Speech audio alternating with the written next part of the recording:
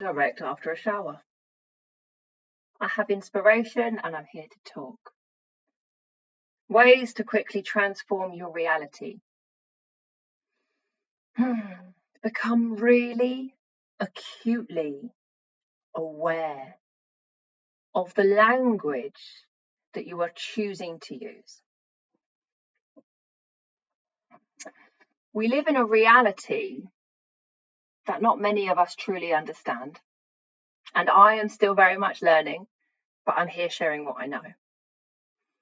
And becoming aware of the language that I am using has been something which has actually created monumental shifts in my life, in my physical life, in my emotional life. Because when we speak something out, we are essentially creating a reality. And this has been spurred on by a group that I'm in.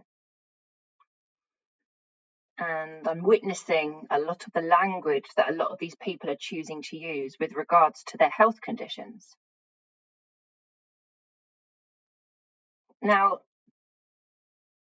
see if you can sense, feel, acknowledge the changes in the differences in these 2, 3, 4 words, phrases that I'm about to use. I have ADHD. I have Crohn's disease. I am depressed. I am sad. I am broken. I am.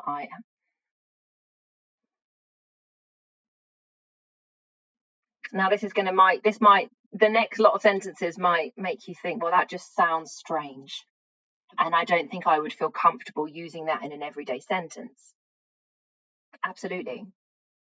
It's going to feel strange when you start to adopt a new language or a new way of being, when you've been so accustomed to one thing and society is so accustomed to a set framework. So give yourself grace and go easy and have patience.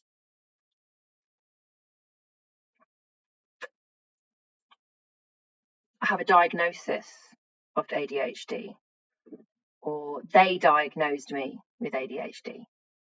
They told me I have Crohn's. I'm experiencing sadness. I'm experiencing depression. I feel like I'm broken.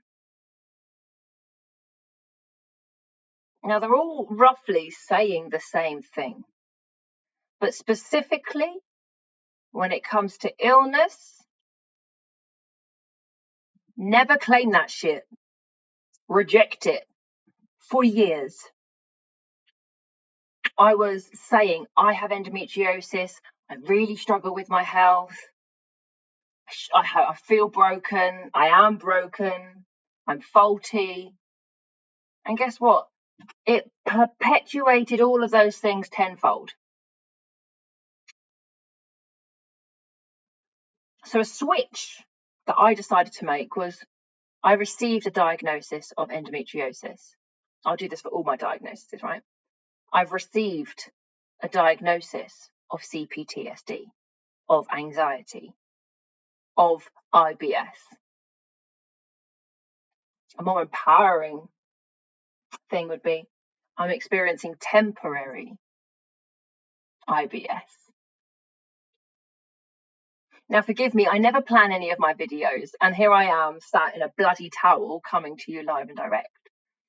I don't edit any of my videos because I want it to be completely authentic. I'm not somebody that's trying to be anyone. I'm just here to deliver information in whichever way this beautifully constructed mind that they have diagnosed with ADHD comes across. And I love myself enough that even if I screw up, mess up, I don't care. Because the intention's right. So if you are somebody who is, and maybe you've experienced depression for the longest time, a debilitating health concern, consider, play around with the different types of language that you could use to express this to people.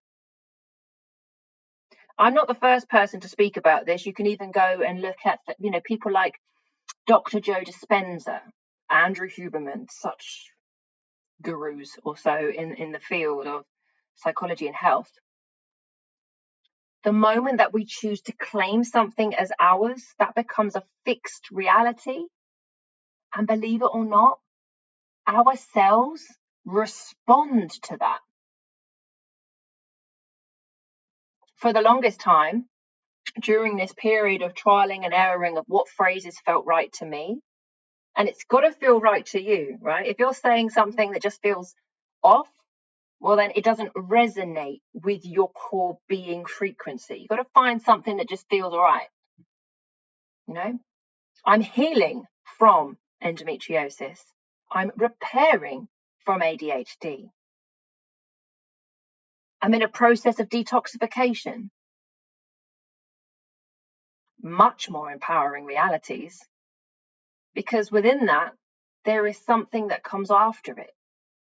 A future timeline, a healed timeline, a more embodied, beautiful human experience rather than I am depressed. It's kind of square. I'm stuck. Really be conscious of what you say after am. Whatever you say after I am, you literally hardwire into this supercomputer.